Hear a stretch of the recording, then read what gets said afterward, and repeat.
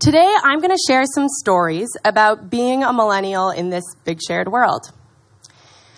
And we all talk about this term millennials. It's, we have different dates that we define it by, but born in the early 80s, mid 90s. I was 1986, so I am a millennial. We are the first generation to come of age in the new millennium, and so that's where we get our namesake.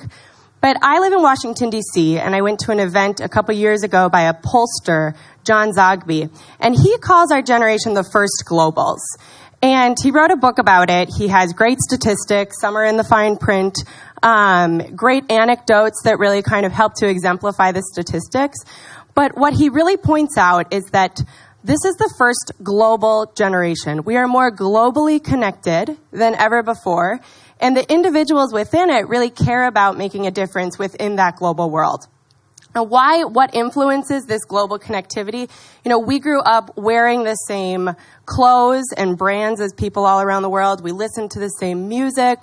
We watched the same sports teams. He's a baby boomer, and he particularly references how today it's not about baseball, it's more about soccer. So some of these shifts that make us kind of share our growing up experience. So instead of giving you a bunch of statistics, which are always helpful and important, I decided today I would give you a case study. Me. I, like other speakers who have taken the stage to be a millennial and share their story, I'm going to do that as well. My first international experience was in middle school in Bloomington, Minnesota, where I ended up taking advantage of a week-long sister city exchange program to Japan. So in this week, I was just excited by everything, from the foods to the way that people were in school, to the way the family was, to the architecture, to the language. I was just so captivated by it. And I was realizing at the same time that I was having this enthusiasm in Japan, but that anywhere in the world that you can go to, you're going to have a very different experience from your own hometown, home country, and you're going to be exposed to different values, different social norms, and also what's cool is very different around the world. And doing this in middle school, it was very nice to know that what was cool in Minnesota wasn't necessarily the coolest thing in the other side of the world. And I really enjoyed that. And this just launched a love of the international for me. So especially in college, I studied anthropology and psychology, was always interested in this intersection between the personality, the individual, and the culture, which one is born from and raised in. I studied abroad in Argentina and China, and I was able to grow through establishing my daily routines in these foreign environments. After graduating, I worked with a farming project in Kenya, and through this, I learned all about the field of international development, which I ended up going and getting my master's degree in this topic. By the time I was 25, I had traveled to 25 countries. And I think I'm very grateful for all of these unique opportunities. But in this age of first globals, I don't think that I'm that unique. There's a lot of people like me who have a lot of international experience, and that frames their desires and the way that they view the world. And after graduating from my grad degree, I moved out to Washington, D.C., because I get excited and frustrated about global issues, and people in Washington, D.C. also get excited and frustrated about global issues, and I really was able to find my professional home there. Now, this generation, very typical of it, is part of this gig economy. There's a lot of us who have found several part-time positions that create a more than full-time professional experience. And one of my experiences was working with a film on social entrepreneurship. The director was out of Brazil, and together we would respond to the demand for this film. And if anybody hasn't heard of the term social entrepreneurship, there is such a huge buzz today, from the international development space to just a local development idea, but, of this social entrepreneur. And so this film was one of the first to really talk about that topic. It highlighted 18 social entrepreneurs, and it was very exciting to be able to work with this because I would show up to a lot of events and screenings that people were viewing it at and do Q&As after.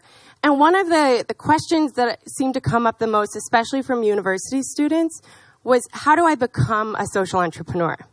I always thought it was an interesting question, but I quite simply got to find a social issue that frustrates you and start working at solving that. And so as I started to tell and challenge other people to do this, I started to challenge myself. What social issue frustrates me? And while I was so lucky to be around all of these audiences and huge groups of people that were excited about social change, I also felt and was exposed to people that just didn't and would just kind of disconnect from it.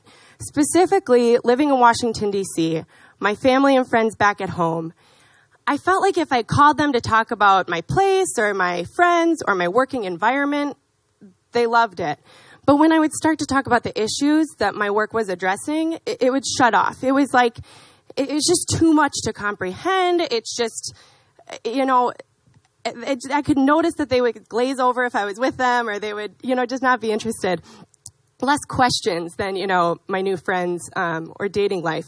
But with that, I know that I'm more passionate than probably others when it comes to international issues, but it bothered me and frustrated me that other people weren't seeing how connected we are.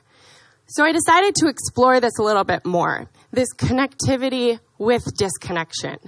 And I think that we live in a uniquely, constantly connected world today. We've talked about it a lot, but we have more ways of connecting. You can be anywhere in the world, pretty much, and connect with anybody anywhere in the world, almost in real time. This is WhatsApp, Viber, Facebook chat. I mean, name your platform, and there's ways to communicate. But at the same time, I call what we have technology tunnel vision. We're all looking down into our screens. And when we look to our screens, the websites that we go to the most, Facebook, Twitter, these are expertly curated for us to enjoy coming back to it and refreshing our news feeds all day. There are suggestions for people you may like, friends you may know, articles you may be interested in. I'm sure that you've all been looking at potentially purchasing something on one website, and you go to Facebook and there's an advertisement for it in front of you. So we have these curated experiences online that the same tools that could bring us together and promote diverse conversations and really expose us to new views, in order to get us to keep coming back, they like to kind of reinforce our views. And so I say that we're kind of adding cement to the tunnel vision in which we're looking at our screens through. We live in a borderless world with increasing gaps and barriers. So I have a U.S. passport. I can travel to over 150 countries today without a visa. When I get to those countries, there are apps and tools that make it so easy for me to show up and get along just fine. I went to Swaziland, and my friend, who's a local, he said, "Don't worry about your accommodation. I'm going to take care of it." He wanted to be a good host. So I get in town. It was a late bus ride, bad weather. I get dropped off at this strip mall of a bus station. And him and his brother say, "We're so sorry. The hotel is sold out. We're going to go to this other place." And sure enough, it was sold out. I don't know what was happening in Swaziland, but a big deal. And so I turned the data on my phone, went to my Expedia app, looked for nearby hotels, and said, there's a bed and breakfast 4 miles away. Booked myself a room, and in this 7-room bed and breakfast, the foreigner from the other side of the world had booked herself a room in 20 minutes. So if you know the tools and travel, it can feel very easy to get around today. And even if you can't travel, or even if you're not a U.S. citizen with a U.S. passport with that 150 plus country flexibility, there are so many ways to connect and really share ideas and across borders. But at the same time of this, I become frustrated by these increasing gaps and barriers. And I think that it bothers me in our own presidential election today that we have candidates that want to build physical borders between one of our two. Conversations around borders for someone who cares about international development is very aggravating, but not just the physical borders. I think that when you look at certain sectors today, we're really creating gaps and barriers that are not healthy. A lot of people celebrate that we have more young people getting educated than ever before. 4 walls, a pencil, and a paper in a lot of different countries that they weren't having access to. But I was in Qatar talking to a teacher who just got certified in digital integration. So she is having students that are learning how to code and develop apps. And I think that within that, we're even creating generational divides within sectors as far as what we use to educate ourselves and to get our lessons from. So I worry about this, and I think that it might create more tension in the world to come. So we live in this interconnected, big shared world, but there's also this rising trend toward isolationism. I didn't know that Stephanie would perfectly prepare you for the sharing economy. This big shared world, I can land in a foreign city, ride in a stranger's car, and stay in a stranger's home and feel perfectly safe and comfortable and have a wonderful experience thanks to Uber, Airbnb, and other platforms. I do prefer the bed than the couch, so I tend to go with Airbnb. But at the same time of this, and the sharing economy could be a whole day unto itself. It's fascinating. I often wonder if it's a rise in the desire to connect or if it is a need-based and needing the additional income. And, and I think that it's a very interesting space. But I think that at the same time, I notice a rise toward isolationism and these blanket statements against entire groups of sexes or religions. Again, I would point to the presidential candidates who are saying things that make me not feel as safe when I travel as an American abroad. And that worries me, and it does. So I thought about this, and I thought, well, what do I do with this? This is my frustration, but what do you do with that? I thought, well, I can't just tell people I'm frustrated by this. I think we should do something. I thought, what do other people think? Is this just my perspective because of what I've been exposed to? What do people in the world think? And I have access. My mom worked for an airline, and so I can fly really easily. And I have this idea, what if I traveled the world and asked other people what they think? And so I set out on a social research project travel journey that I call Big Shared World. And I thought, 3 questions, 30 countries, 300 people. From October 2014 to just December 2015, a couple months ago, I traveled within those 15 months. I asked those questions the 3 questions in 40 countries of over 700 people. And I could talk to you all day about travel, and I'm happy to answer questions on that. But the real point of the journey, what I'll share with you today, is about perspective and learning about other people's perspectives and really asking questions and thinking hard about the world that we live in today. So with that, I knew that if I went on a travel journey, it would be amazing and I would have a transformative experience. I think that we've all read books. People, everybody has told me, oh, it's like Eat, Pray, Love. A little different, but we all have those books that have taken us to a different place through somebody's journey, sometimes a young woman's journey. And I knew that I would have a transformative personal experience. But I really wanted to have something that was not just about me, but that I could offer people after I was finished. Something that would add value to the world and really serve as a control in a way that I could, I've researched before. That's what I like to do. So it was very natural for me to say, what if I asked everyone the same 3 questions? So these questions I asked were, what does a good life mean to you? In your opinion, what is the biggest threat to humanity today? And I specifically said humanity, not society or civilization or the planet, but just people on it. And what do you think the world will be like 50 years from now? I just finished. I am so excited to start sharing the stories. I feel so honored to have been able to have the idea to do what I did and then to be able to get to do what I did. And I look forward to putting it together in a book, in infographics, and share so much more about it. And if you're interested in that, I'm happy to take your email and share as I keep putting information out there. But today, I'm just going to share a few perspectives and interactions that I had with people of this millennial generation around the world. So in the top right corner, I started in the United States. I spent the first month just traveling around the U.S. I asked over 130 people my questions in the U.S. alone. And I have to say it felt like Americans were just craving the opportunity to talk to each other. And while I was traveling, we all know that race relations in this country is a hot topic and an unfortunate issue that we're talking about. And I felt a tendency towards civil rights movement type activities and thoughts while I was traveling. In the top right corner, I'm at the Rosa Parks Museum in Montgomery, Alabama. And this young woman, Aminta, who works there, she said that the biggest threat to humanity is a lack of education. And it's that people don't want to engage. People don't want to be educated in certain times. And she said that, going to a trade school or going to college, it's not just about the classes. It's really about the interactions you have with other people, and that you learn about yourself through other people.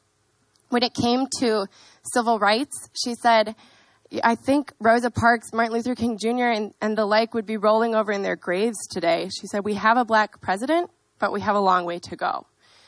The top middle up here, she's holding up her iPhone. This is Vanessa. She's from Cambodia. She was my hairstylist in Paris, France.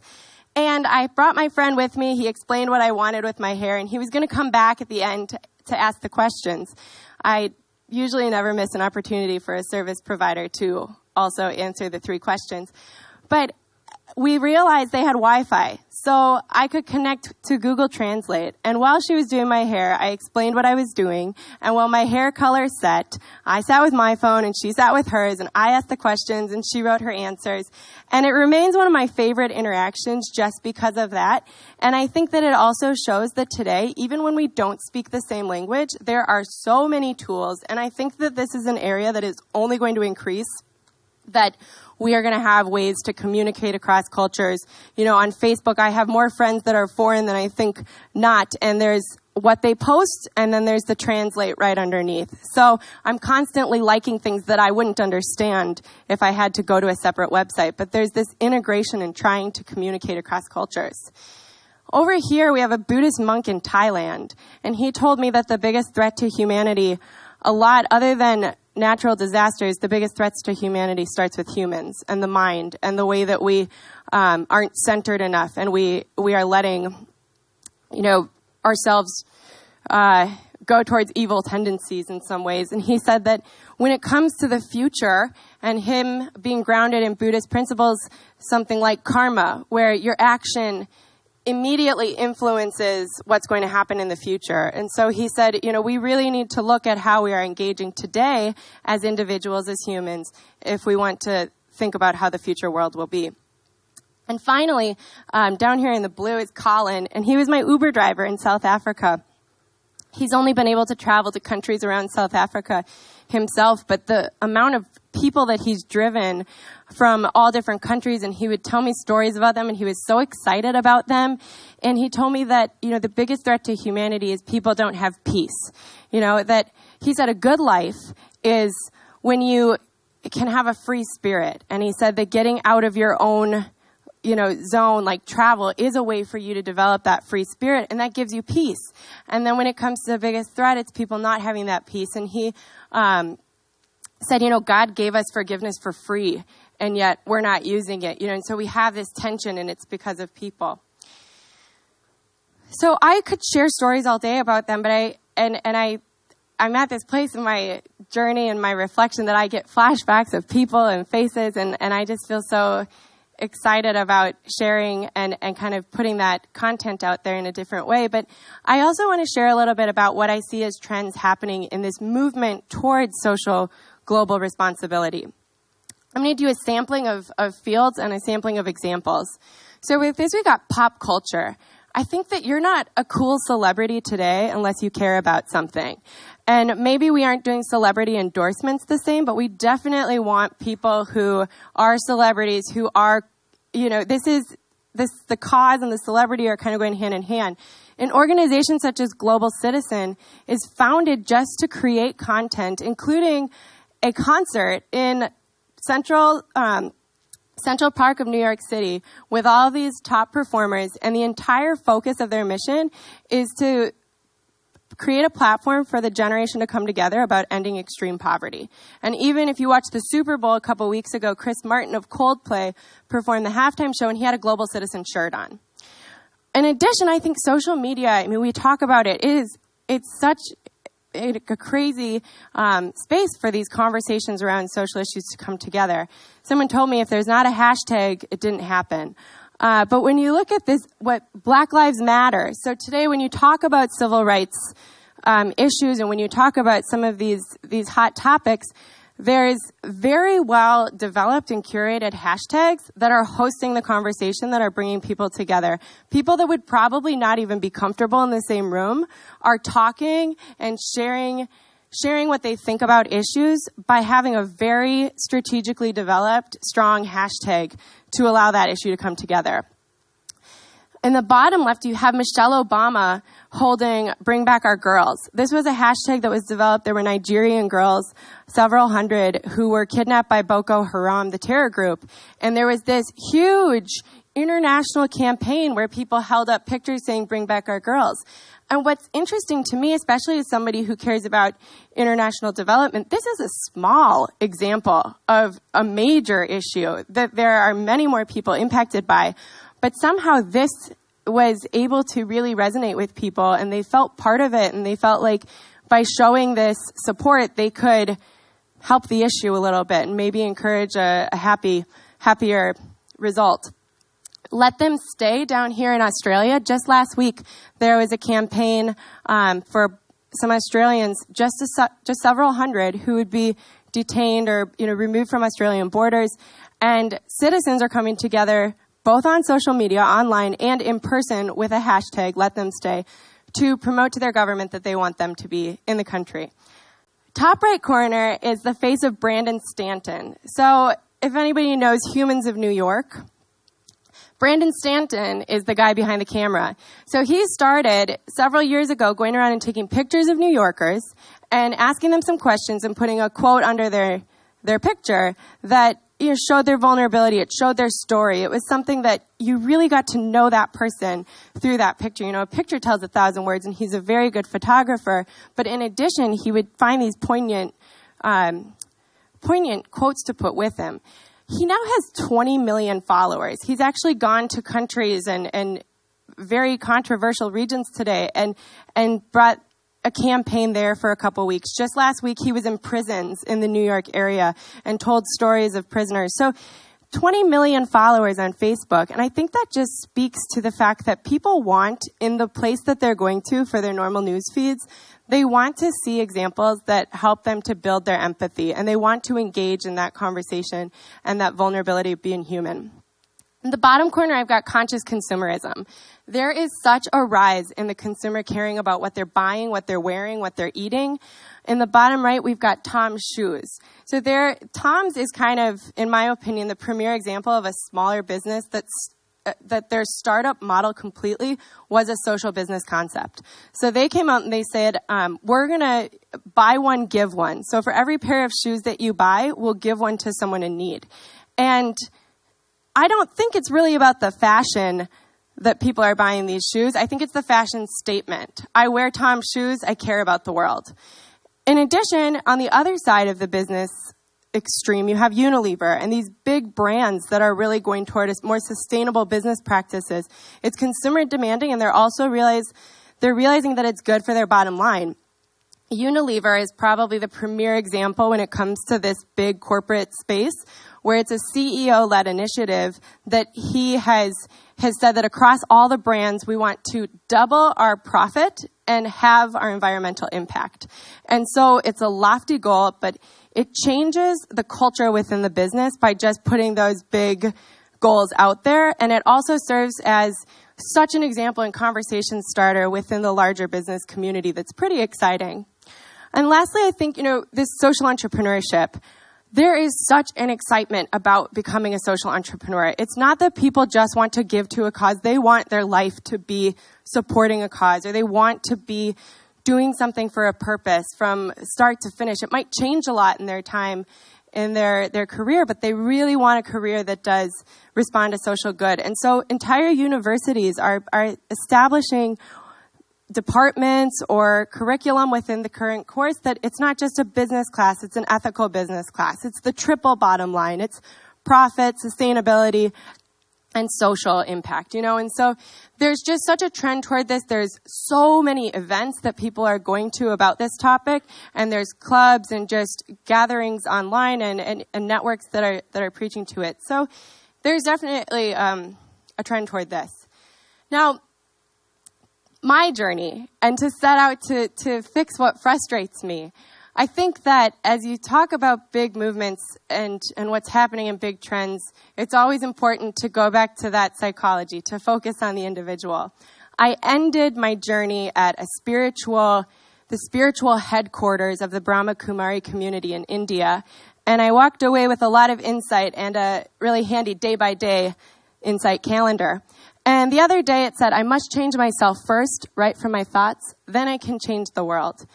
And I think that no matter what you're doing, I've learned the importance of really looking at myself and the other individuals that I'm interacting with. I notice in this global world, we have a lot of identity crisis. There's a lot of my peers that they come from very different backgrounds. They really respect their parents and their upbringing, their religion, their culture, but they might be more traditional. And so then they're completely a part of this first global population, and they have all these desires to be a part of this very different world from what they come from. And so you kind of have two identities within people, and you can see there's a tension within that. And I think that what I've learned while looking at that is to try to understand my own values better. I think if you said, oh, she's a person of strong values, you don't really know what that means. If we're in the same group, that's probably a compliment. But a person of strong values to the opposite could be my biggest enemy.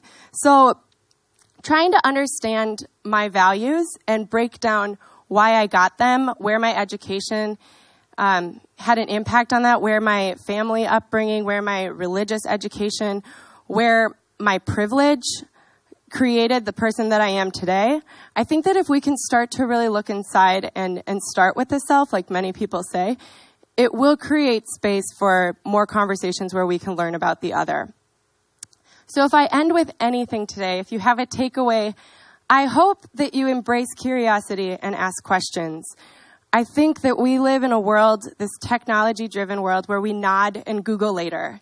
If someone says something that I find important enough to remember later, I can Google it. But there's a lot of value to just stopping the conversation and asking someone what they were talking about. And you give them the place to be an expert in that moment.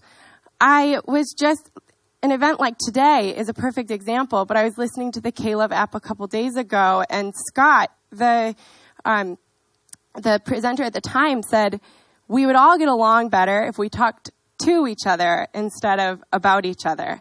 And I was really happy to come here with that thought in my mind, because that's so important. And I asked these questions that I had of over 700 people, mainly strangers that I would just go up to and say, hey, I'm Colleen, I'm traveling the world asking 3 questions. Can I ask you? And very few rejected it. And I think it was just a function of time when they did. But more often, people gave me their time, and they thanked me at the end for the opportunity to be a part of this experience and to talk about things that matter today.